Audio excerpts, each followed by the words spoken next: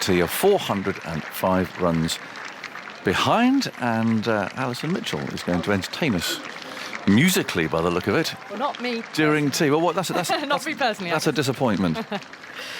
Although I was told, while you're here, I'll ask you the question, did you ever play the tuba? Who told you that? A very long time ago. Right, well, we will hear more then. I'm glad I've clarified that. OK. Someone's been letting me down. Right, thank you, Aggers. Our tea guest is a cricket fan who is the founder of a music organisation which has done excellent work here in Nottingham and the East Midlands for some 40 years. The charity Music for Everyone began as a small group of enthusiastic singers, but it's now become a network of weekly singing groups and music tuition sessions for people of all ages across the area. The artistic director, Angela Kay, has chosen the 40th anniversary to stand down to maybe spend some more time here at Trent Bridge. And she's been telling me how Music for Everyone came about. Well, we called that because, we started off back in 1983. I used to be a music teacher, a secondary school music teacher. And I had children. I stopped teaching. And I just ran one choral course. And we did Verdi's Requiem, actually, at the Royal Concert Hall. And it went really well. And we thought, well, we'll do another one, and we'll do another one. And so that went on for about 4 or 5 years. We then started a youth group, a youth course as well. And the way it works is that people come together for a weekend's course and then they put on the concert. So there's no regular weekly commitment. So it really suits people that are, busy. And that also worked well for the children. And then we started doing instrumental stuff, and more youth stuff, and then out in the community.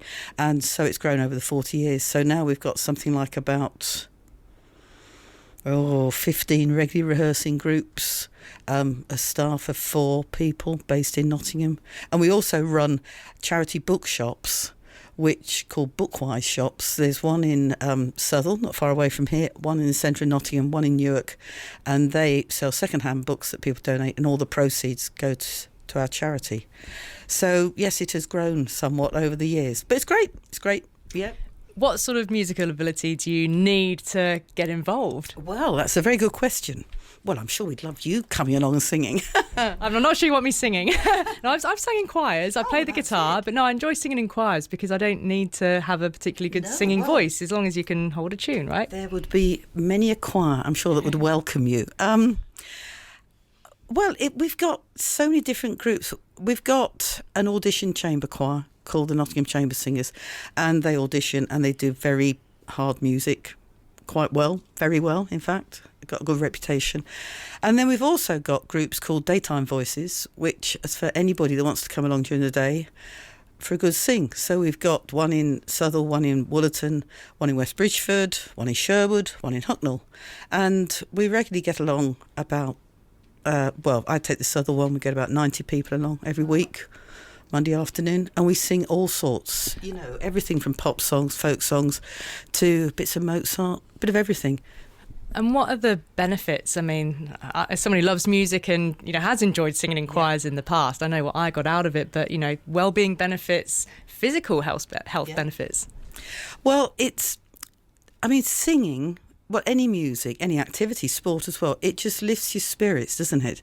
You turn up and you think, I feel pretty tired, I don't know if I can be bothered. But our main aim is that people go out of the door feeling better than when they came in. For example, after this interview, I'm going on to the Royal Concert Hall because I've been training a choir there to do a concert with a Halle orchestra. It's called the Drive Time Choir, and they meet once a year. And we get about 400, 500 people. I do a couple of rehearsals with them, and then they do a concert with the Halle. And they just love it. And these are people from all over Nottingham. And what we've found with many of our groups is that they come along to one of our courses and they think, actually, I can really do this. And then they join local groups. We run a thing called Blow the Dust Off Your Instrument. I'm not going to go there. Yeah, go on. Blow the dust off your cricket bat. I mean, it's to reintroduce people into playing instruments when they've given them up. We get a lot of people that used to be really good players, but they've had children, other things have come in the way, they can't keep playing, there isn't an orchestra for them to play in because they're just too busy. So they come along. We had one last weekend at the Albert Hall. We had about 150 people turn up, and we just make music together, have a lot of fun. And in fact, a lot of the local orchestras have picked up players who now rehearse regularly, because they find, yeah, actually I can still play that violin, I can play that flute. It might make my arms ache, but I really enjoy it. So blow the dust off your cricket bat. I mean, this could be... My cricket bat is well, I tell you what, there's something about muscle memory, though, isn't there, when it comes to an instrument? Absolutely. People say, like riding a bike, that if you haven't picked it up for ages, somehow you still do remember tunes that you knew when you were 18. Of course, and there's been sporting schemes, hasn't there? I think particularly back to hockey after Great Britain's women won the gold at Rio 2016. That got people sort of coming back into picking up a hockey stick for the first time. Are you getting people from all walks of life? And I guess I'm also interested in the links, I suppose, between sport and music, and that sense of being part of a team that being part of a choir brings. Yes. Now, I could talk about baseball, if you like. Yes. Now, I mean, that's the in thing at the moment, isn't it? And it's funny because I like cricket, and when I was at school and at college, I used to play a lot of sport, hockey, netball. We didn't do cricket, unfortunately. And I'm sure that actually doing all that sport has made me fairly fit and well, kept me fit and well, so that I can now conduct for, say, about 6 hours and not collapse, because you've got that. It's like money in the bank, really. You don't think about physical fitness required for don't. music, but you really do need it. Yes, you do, the stamina that's required. And this whole thing about baseball, and you're just there to enjoy it. And I mean, with my chamber choir, which is, as I say, it's auditioned, I say to them, all right, we've learnt the notes, we've learnt everything, but it might go wrong in performance. But as long as you go out there and you sell it to the audience and they really enjoy it, then the audience will go away feeling exhilarated by it. There's nothing worse than looking at a choir that looks miserable. It's entertainment, isn't it? Absolutely, entertainment. So, and I don't think I would have thought about that way, actually, if it hadn't been for baseball. It's amazing, the link. I know, so good old Stokesy, what will we do without him? So, yeah. I mean, the idea of an orchestra always makes me think about the likeness to a team, because you have the conductor who may be the coach or the captain, but the different instruments all have their parts to play. And in a choir, similarly, or altos, tenors, sopranos, and the conductor, everyone's got to know their role. Yeah, and you all support each other. You can't be an individual in a choir. You've got to be a team player, and you can't be an individual in an orchestra. You've got to be a team player as well, and that's great.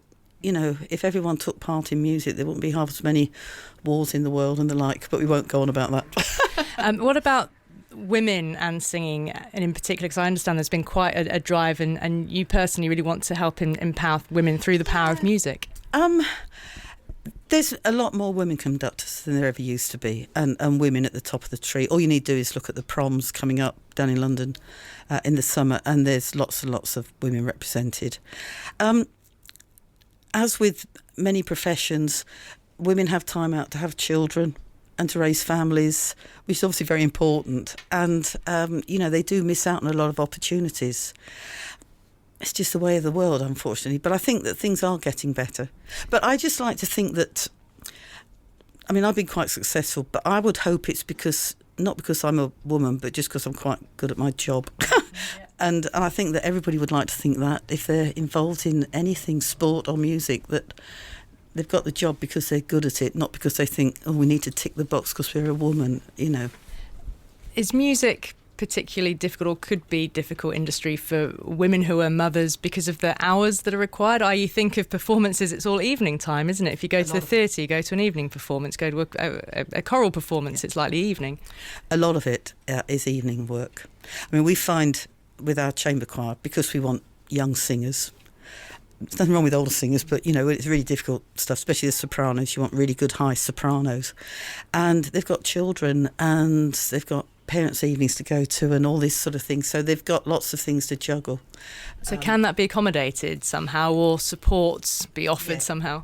you do your best. Yeah. You know, you can't be too, well, if you miss any rehearsals, you're not going to play. You're not going to sing, because that's just not, it's not on.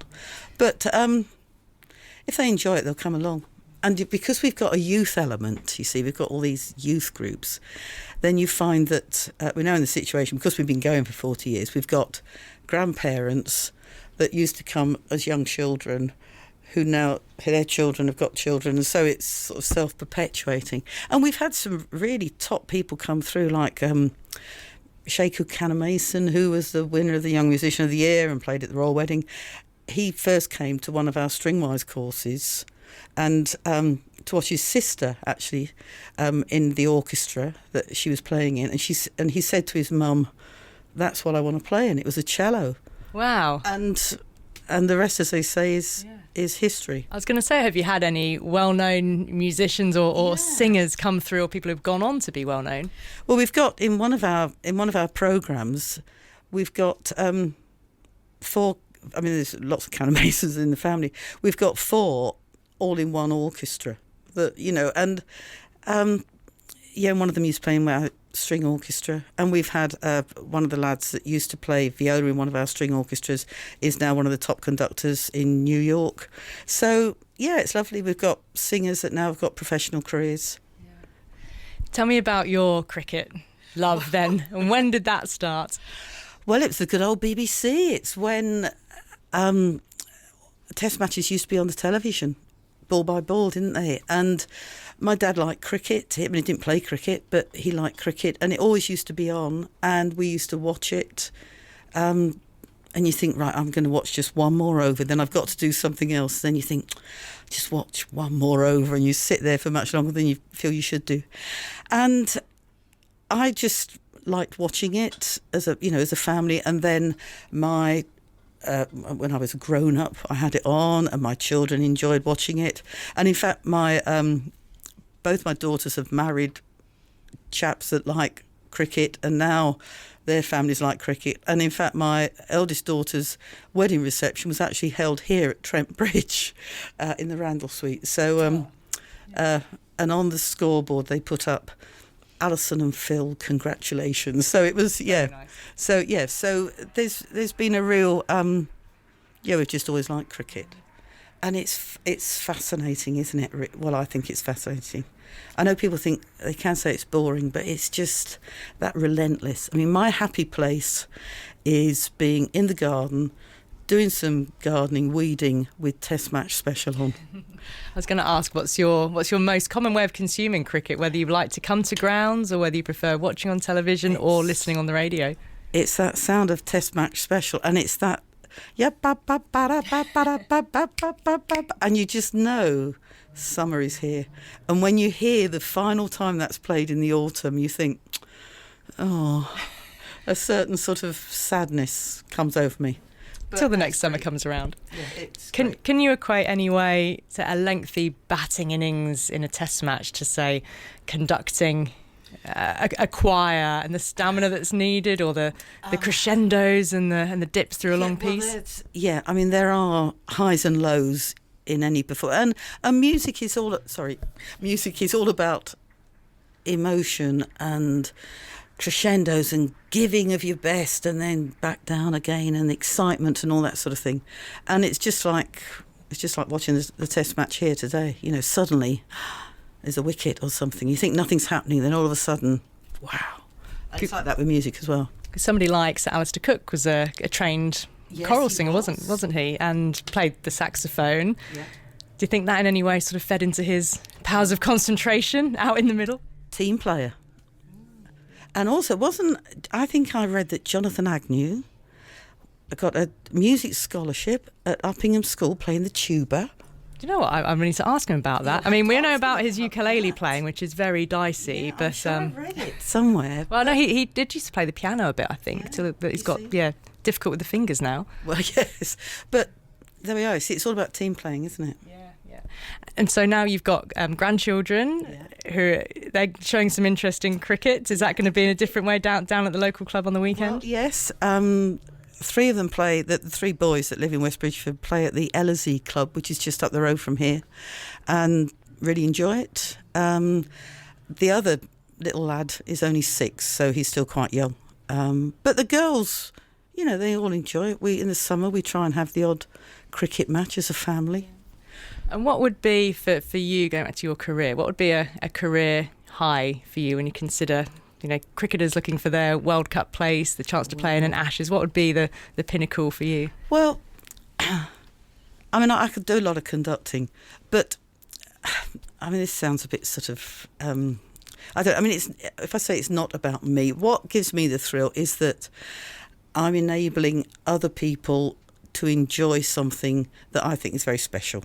And it's not really about the person out the front, because without everybody out there, it just wouldn't happen at all. So this weekend coming up, we've got lots of people coming back that have been alumni one way or another. And I just know it's going to be I hope it's going to be a lovely occasion with everyone enjoying music and just revelling in what's been achieved and firing them up for, who knows, another 40 years. I won't be here. But, I'm hoping that the charity will just continue on for a very long time. Are you sad to be stepping down? I'm sort of, I don't know. It's a funny feeling, really, because I'm still going to carry on doing some of the bits of conducting here and there. But there are other things I like to do. And obviously, during lockdown, actually, I think I realised that, my grandchildren were getting older and I was busy and I wasn't perhaps seeing them so much. And before you know it, they've grown up and they've gone to university and everything else. And so I really wanted a bit more time doing that. And I've got a choir in Newark that I conduct, which has nothing to do with music for everyone.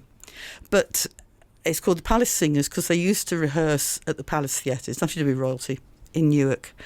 And they are just such a great bunch of people. And we just raise money for local charities. So, for example, last year we raised, getting on for £3,000 for a charity in Nottingham that runs a cafe that's run by adults with learning difficulties in Sconce Park in Newark. And as I say, we almost raised £3,000. And we went along to the manager with this cheque. And he was just over the moon because he said, I can actually buy some new tables and chairs to kit out the cafe for Christmas. And, it was just terrific, And so I feel that not everyone has got lots of money, but they will give their time.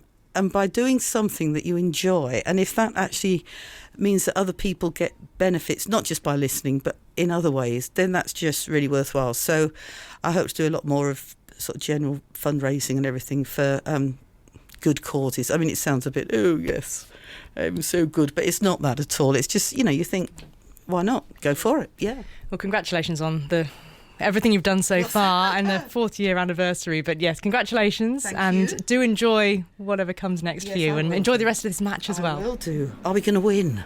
We'll find out. Yes, we will. Well, that was Angela Kay from the charity Music for Everyone in Nottingham. And I have to say, I'm looking forward to encouraging Aggers to blow the dust off his tuba. I haven't got a tuba. He's saying he hasn't got one. First ball after tea, it's Heather Knight pressing forward.